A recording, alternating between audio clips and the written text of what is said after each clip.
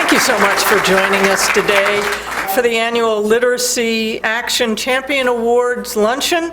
And thank you so much first, as we must always do, because we can't exist without them, our sponsors, Literacy for All, Georgia Pacific, Atlanta Gas Light, Arnold Golden and Gregory, Concert Consulting, Wells Fargo, and ADP. Thank you so much. Let's give them all a big hand.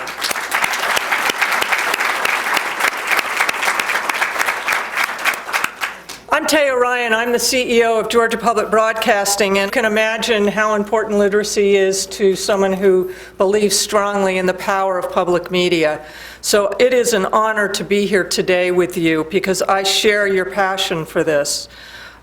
There may be no more important issue in our state than learning to read and write. I can't even imagine not being able to read and write. If we take a breath, we take a moment, and we think about that in our daily lives, what that must be like, then we all know how important it is that we're here today. For those of you that don't know, Literacy Action was founded in 1968. I didn't know. In the basement of Central Presbyterian Church by a group of community leaders. It's always community leaders, right? God bless all of us as community leaders, who believe strongly that education is a civil right for all of us. Are you aware, and I was not, that 1 million adults in this state have low literacy skills? It's a huge number, 1 million. We're a big state, but we're not that big. The world in which we live, and Georgia in particular, has a new economy. 88% of all jobs in Georgia require a high school diploma or post-secondary credential.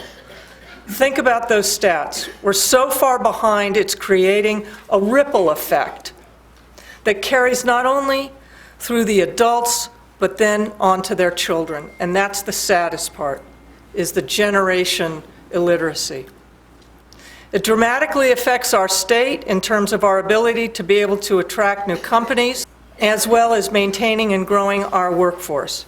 There are huge demands with technology, communications, and so importantly, critical thinking. And you cannot think too critically in this new economy if you can't read. Imagine with the 820,000 Georgians who are low literate and not eligible for jobs, how the needle could be moved when a qualified pipeline of talent who are job ready, confident about growing their income and their family status and their confidence for a better life. It's also a multi-generational cycle, as I said, that never stops. The poverty rate for high school dropouts is twice as high as ones with a high school diploma. And that creates the cycle of low literacy rate in the state, which costs us $1.26 billion. We pay for all of this in the state, and the group here can find a way to help bring that number down to million, okay? That's why we're here. I say the staff at Literacy Action, the teachers at Literacy Action, the volunteers are providing free education for adults who want that education, who want that better life, who want to overcome obstacles. And I admire them for doing that, and we need you, and we're thankful for you. I know there's a few of you in the room, George and others. But imagine if you were not proficient in reading. Imagine if you could not do that. We think of reading like we think of breathing. It's automatic. But many do not have that luxury. The written word is every part of what we do day in, day out, whether it's our children, our education, our healthcare, our transportation. It is there. We do it naturally. Others don't. But the leaders at Literacy Action, our teachers, are making a difference in people's lives every day. We hope what you've heard today inspires you. You've had some gentle nudges about financial support. This is going to be another one.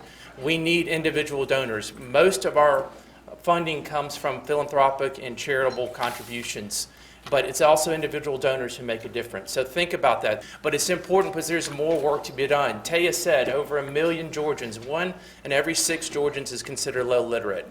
To be specific, that is reading on a 5th grade reading level or lower. That's pretty daunting, and half of that population is in the metropolitan area. We've got a lot of work to do. The state and the federal government contribute about $22 billion to K through 12.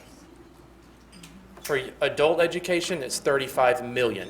I didn't mix up the B and the M there. It's a big difference, and there's a big population we still have to serve. So I ask you, as individuals, be on the team, be a champion, and we welcome you in your partnership, and we thankful for all you who already do what you do.